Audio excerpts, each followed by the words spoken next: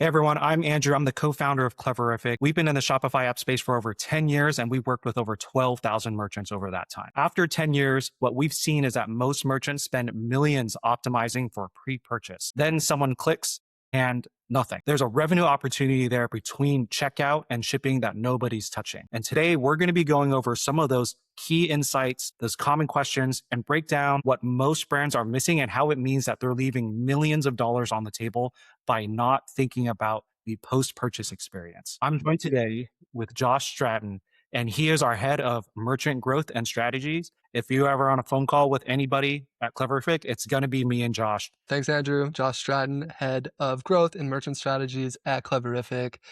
Been in this position for a year. Before that, I spent 5 years at Microsoft working with some of the biggest retail brands in the world. Really excited about talking about PRO today and the awesome post-purchase opportunity that is in front of so many merchants. Sweet. So let's just get into it. Andrew, tell us about post-purchase revenue optimization. What is it? Post-purchase revenue optimization is a framework that we developed after analyzing 10 years of merchant data, looking at millions and millions of orders and customer behavior, and then also interviewing the brands that we work with to understand what's working for them in driving new revenue. After looking at all that, and especially through the lens of what we are capable of and uniquely capable of as a self-serve order editing platform, we developed more than just a couple of features. What we developed is a framework for how to reach out to customers and then when to reach out to customers based on the items that they purchased, what's in their order, the frequency of their order, how recently they ordered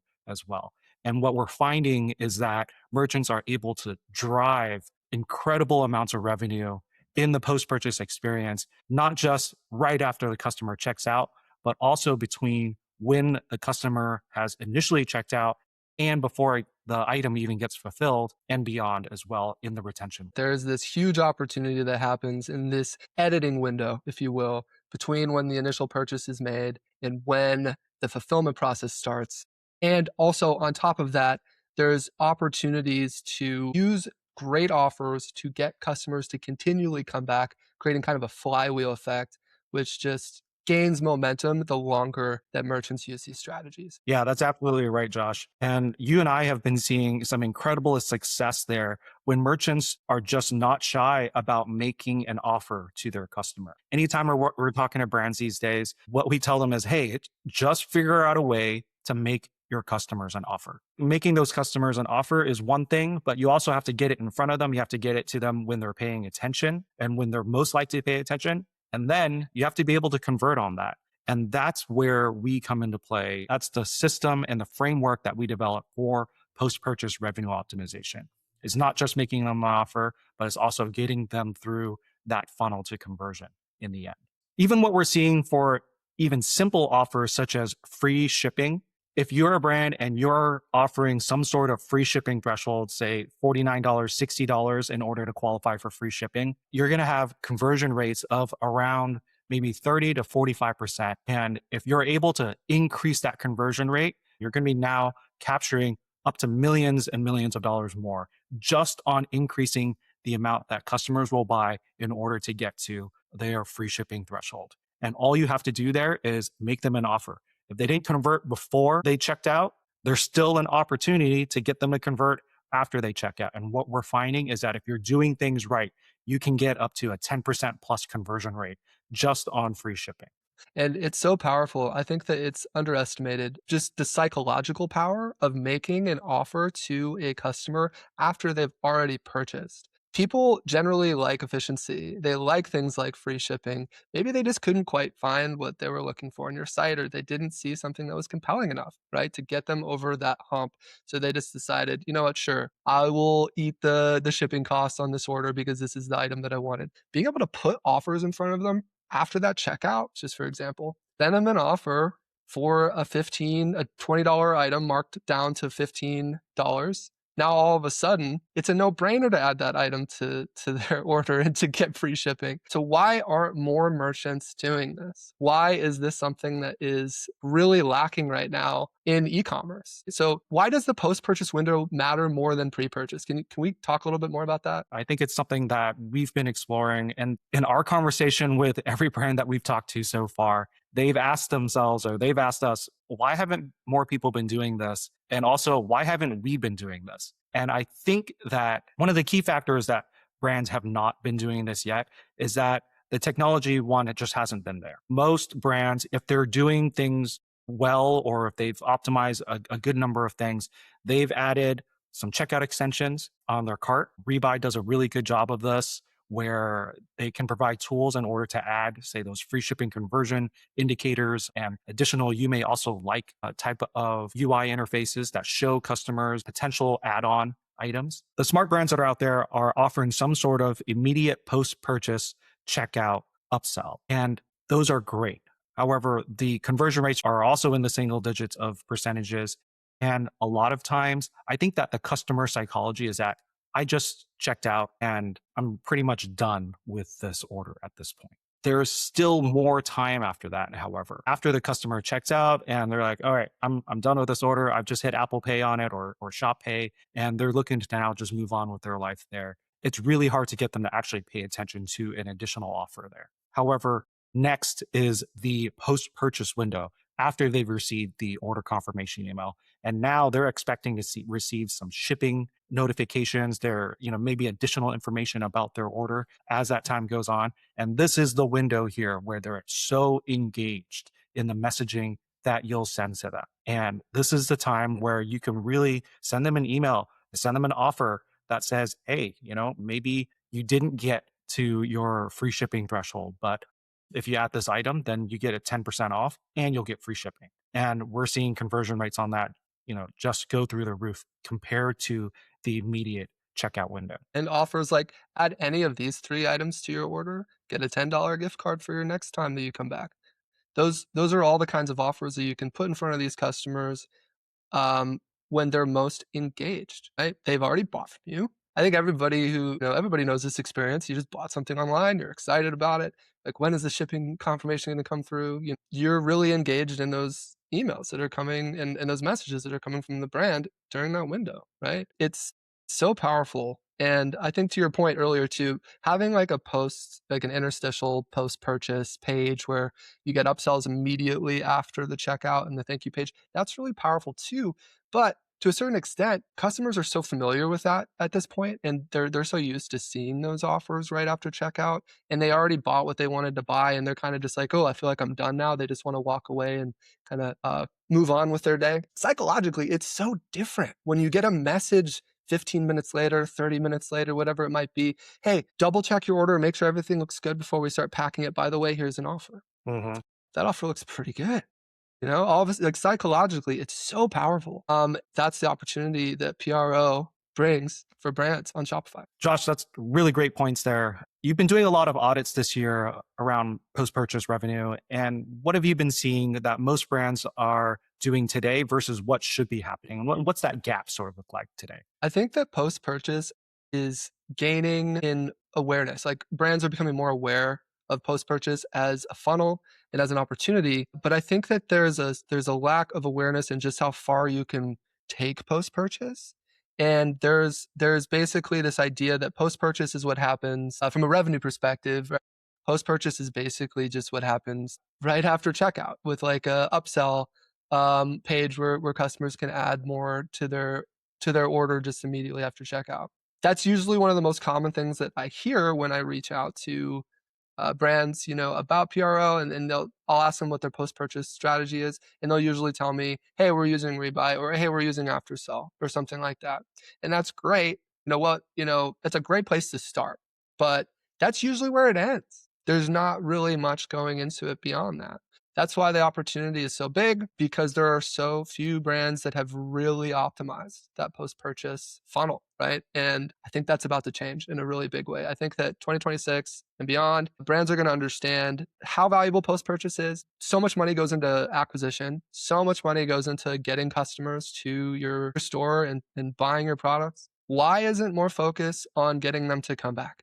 Why isn't there more focus on making sure that you're establishing these habits of getting them to return and then maximizing to the best of your ability the money that they spend at your store? That doesn't have to stop at checkout.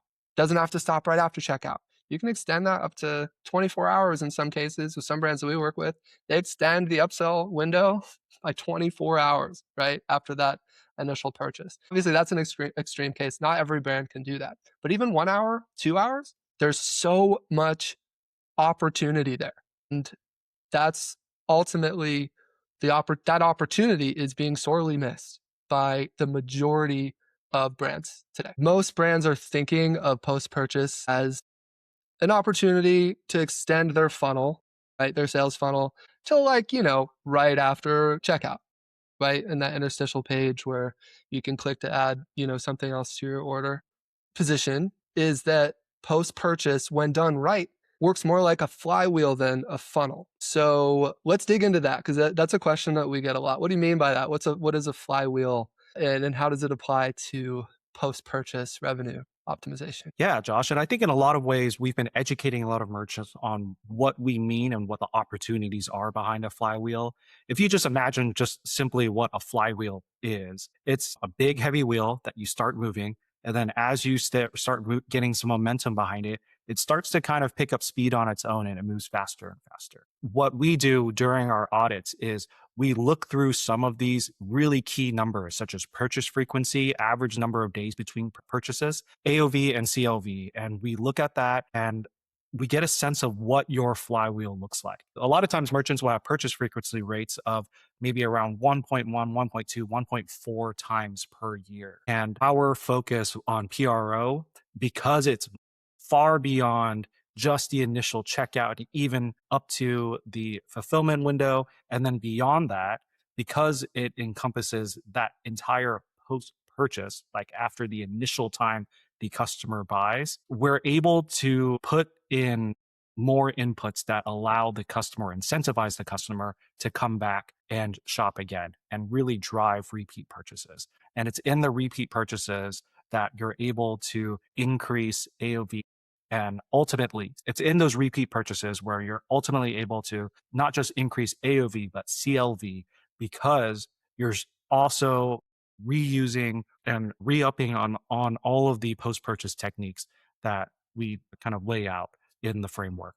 I think that it's important to mention too that a lot of brands, when we're talking to them, they're like, oh, so you're talking about doing post purchase upsells, right? And yeah, that's part of it, but that's just a piece. And I think that the levers by which we make the offers and the practice of how the offers are presented to remove friction and to optimize for conversion is totally unique right now in the marketplace. So, what makes the Cleverific offers engine and the optimized offers page so powerful and so unique in the marketplace right now? Great question. And I think what really makes us unique, where, some merchants come to us and they'll ask, well, isn't this just upselling? And our answer to that is that, well, no, it's not just upselling. When you think about upsell and the upsell space that's in Shopify and most post purchase experiences right now, those are all based around two primary things. One, it's the immediate time just after checkout and before you even hit the thank you page. You have about, I want to say, 30 seconds to a minute at most to get your message across and sell to your customer. If you can't make an immediate impression there, then you've lost it. That's the non-conversion there. Next, you're looking at offers where you're just going to show something maybe on their order status page, and that has to assume that they're going to make it there at some point. And the numbers there, just sitting there and hoping for that, is a very passive way to try to make an offer to your customer. And that's the reason why, Josh, I think in our conversations with merchants, we call those passive upsells, right? Because you're really just say, hey, it's there. It's the equivalent of going to your coffee shop and seeing the bulletin board over there rather than have somebody, maybe hand you a flyer or something like that. We capitalize on that time after all that happens. So you could have your rebuy or your after sell running for that immediate after checkout upsell. And in addition, after that, this is where we kick into place here. For Cleverific, what we do is we have what we call our offers engine running, and it gets notifications about what orders were just made in your store. And what's unique about this engine is that it looks at all of the existing offers in your store, whether it's a buy X, get Y offer, or just a free shipping discount. And it's looking at the contents of that order and how that customer fits into your broader picture as far as their loyalty tiers. And the offers engine can say how far that order is from the next best offer that the customer could qualify for, but they didn't. Easiest one to think about here is, say, free shipping, right?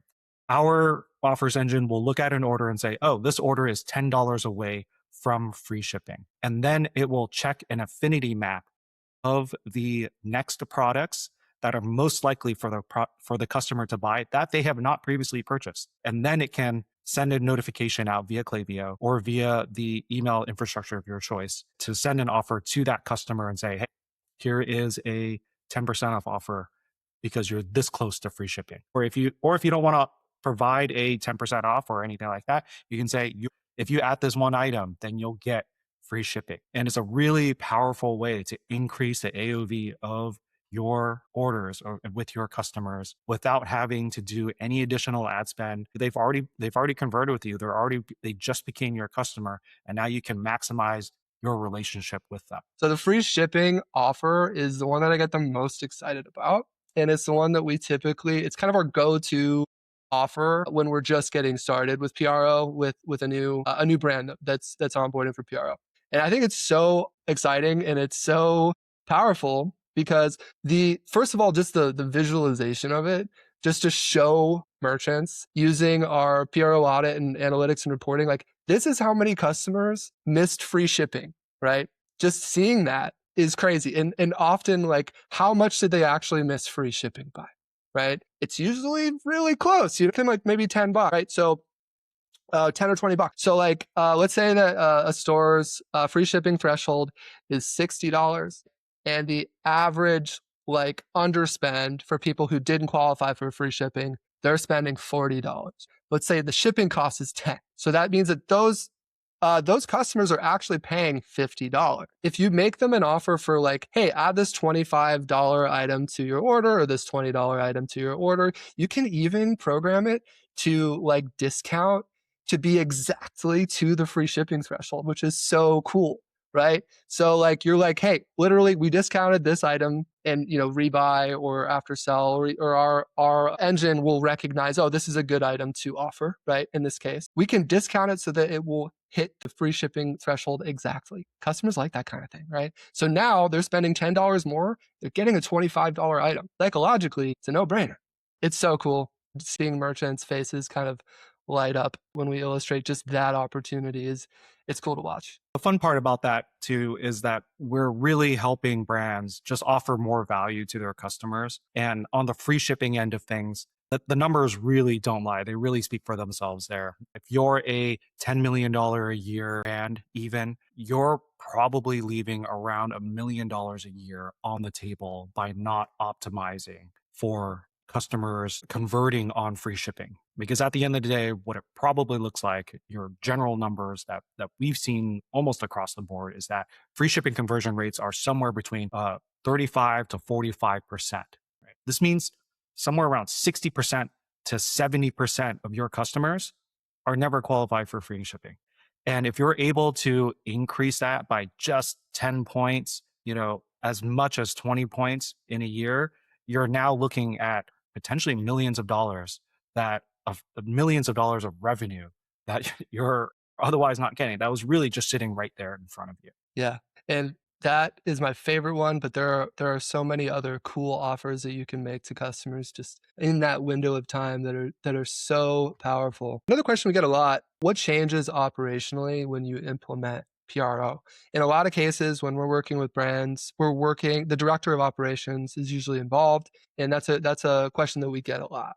One of the fun things about what we're doing here is that there's not a whole lot of operational changes, but what does change is how you're reaching out to your customers and when you're reaching out to your customers there. Two things that come to mind that brands want to operationally ensure is not a problem is potentially having to create another order because that also increases their own shipping costs, especially if they're offering free shipping. And that's one of the reasons why what we're doing is particularly powerful, right? It doesn't create another order. What it does is it uses our self-serve order editing mechanisms to add items to the existing order. And that way you don't have to worry about stacking on additional shipping costs by having a separate package, a separate box, a separate pack list there. The next thing is that it really gets you thinking about, hey, what are the offers that are in our store right now? What's in our system and what are we willing to offer to our customers in addition? So that's, potentially some merchants might want to add those new offers. Say if you want to do a kind of post-purchase additional offer there. But in a lot of cases, what we've also been seeing is that whatever promotions that you're already running in your store, maybe the customer missed the ability or just didn't realize how they could take advantage of that offer. And they go to checkout, maybe they're kind of disappointed. And now you're able to, using our PRO framework and what we're able to do in Cleverific, you're able to message to that customer and say, hey, look, you were almost there. You were 80% of the way there to this finish line. No worries. All you have to do now is just click this button and you will get this offer by completing this additional item here. That's what's really great about that, which is that brands can just run the offers that they're currently doing in their store, but now they have a way to catch any customers who haven't or weren't able to or didn't figure out how to convert on that offer there. You give yourself more chances, more swings at bat there to help your customer get more value and the value that you're already offering to them. I just realized one thing that we've been talking about a lot is, what happens in the editing window, right? After the purchase and before shipping. But there's more to PRO than that, right? We have the retention offers engine as well. What is the retention offers engine? How does it relate to PRO? And how are the offers that are coming from the retention engine different than just sending a discount code out to customers, for example, which is what most brands do? Yeah, yeah. Josh, I'm really excited about this one. I think you're actually really excited. You might be even more excited than I am about this. But what we have going on in the retention engine, we think of retention as another part of the loop that sends customers back for repeat purchases. And this is how we're kind of able to move that flywheel faster and faster there. And our retentions engine, what it does is it looks at the entire order history of the customer and it's able to combine that with rebuy AI product recommendations and therefore offer the right products to customers at the right time. And so this works really, really well for consumable products such that have, say, replenishment needs. If you're thinking, say, makeup or your protein powder or whatever, your favorite protein drink or juice mix, stuff like that works really, really well for that.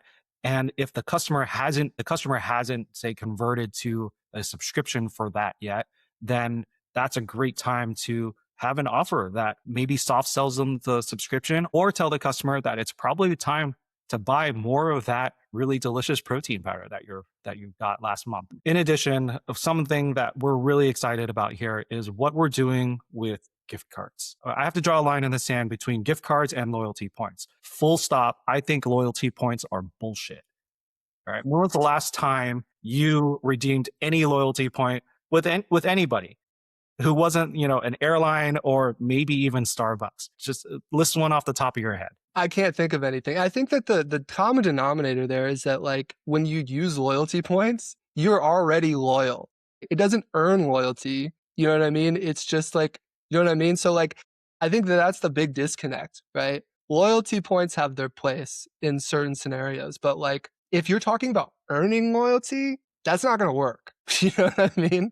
That's the difference. Yeah. Earning loyalty is the process of offering value that your customer actually appreciates. And one way to do that, I think one of the most powerful ways to do that we didn't come up with this.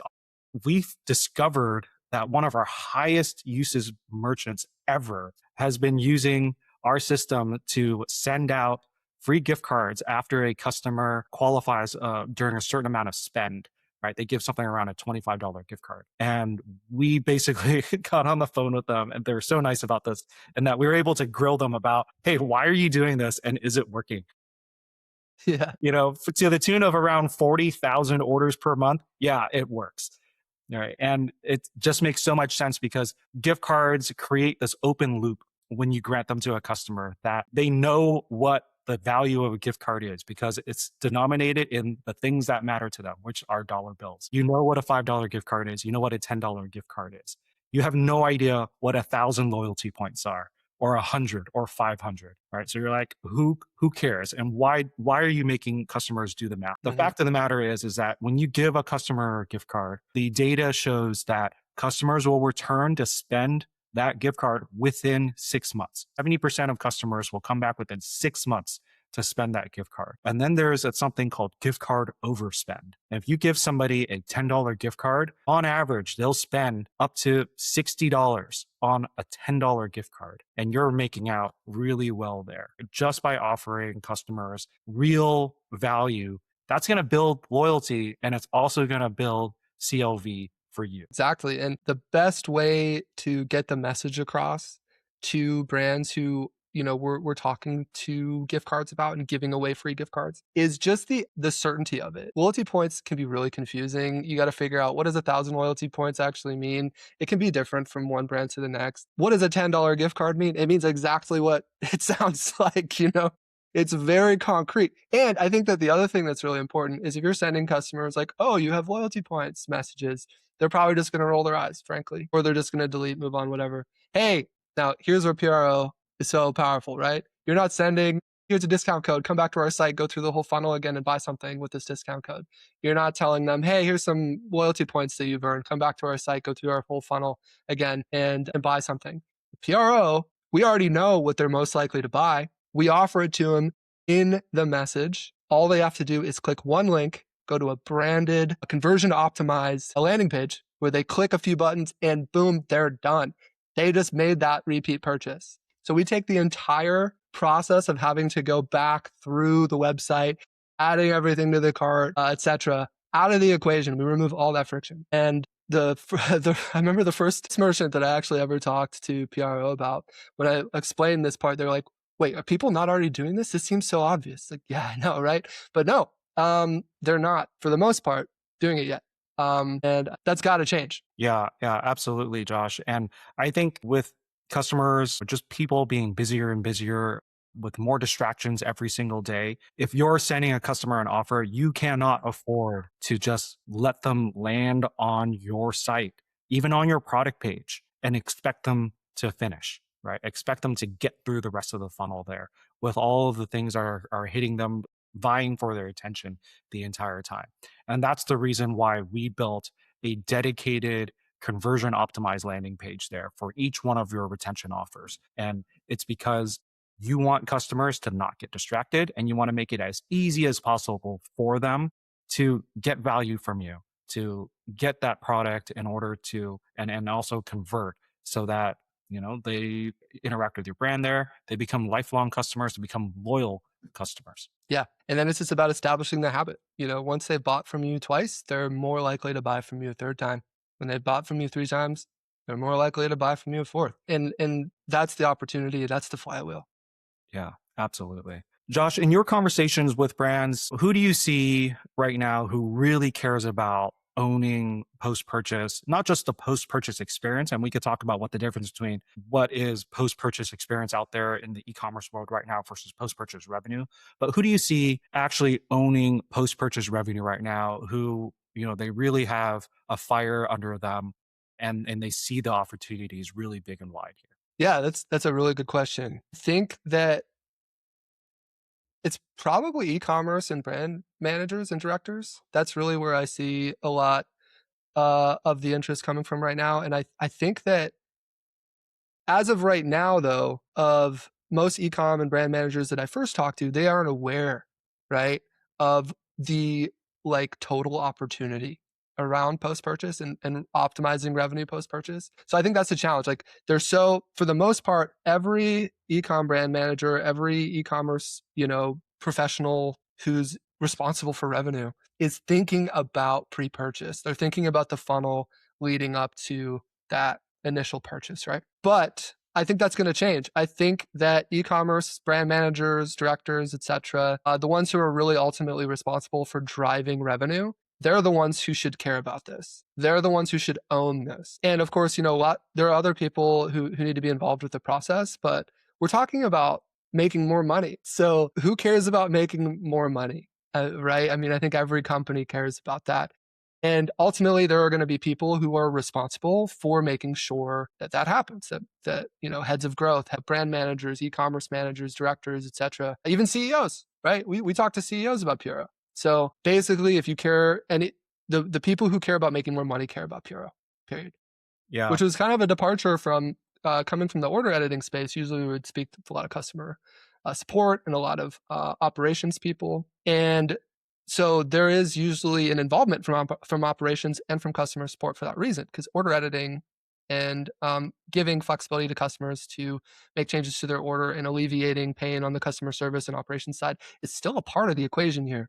But because this drives revenue, it's the people responsible for revenue who really care, right? And who really should be the ones who own this and drive this within the company. What we've been seeing there is that acquisition costs have been increasing so much, and there's only so much more money that you can throw at acquisition before you're starting to see very hard diminishing returns. And our answer to that is PRO. Merchants have been able to use Cleverific to increase the CLV and AOV for their customers, and thereby drive so much more additional revenue. And when we look at some of the audits that we do these days, especially with all of the new capabilities that we've put in over the last couple of years, it's really able to drive opportunities that are in the seven figures. So it's not an insignificant amount of money there. It's actually a huge amount of money. And so the opportunity is really massive for anybody who is responsible for revenue, responsible for the P&L of the company there and the performance of the brand, to go in and really think about what is your post purchase revenue story and how are you going to take advantage of this. We have a whole framework on our site about how you could do that. It's free, it's there, it's about 8,000 words long. We're constantly adding to it, but what you also need is a platform to help you out doing it, and you can cobble together a bunch of tools. But Cleverfic really is made for doing post-purchase revenue optimization in 2026. Putting it all together is the part that can be intimidating, right? If you were just going to do this on your own, you absolutely could, but it would require somebody owning it, somebody taking responsibility and making sure it gets done. And a lot of brands, they don't always have that person who can own it. That's where we come in. If you don't have somebody who can own it, we can own it for you, and we can make sure that it gets done right. If you're scaling a brand in 2026 and all you're looking at is your pre-purchase flow, we offer a complimentary PRO audit where you can find out what your numbers are and what your opportunity looks like by optimizing for post-purchase revenue and by finally getting in front of and retaining your customers. Visit us at cleverific.com for your free PRO audit report. If you like what you heard here today, comment below for what else you want to hear us talk about or anything else that you'd like to hear us deep dive about with regards to post-purchase revenue optimization. Josh, thanks so much for joining today. It's been really fun having this conversation with you. Thanks, Andrew. Till next time.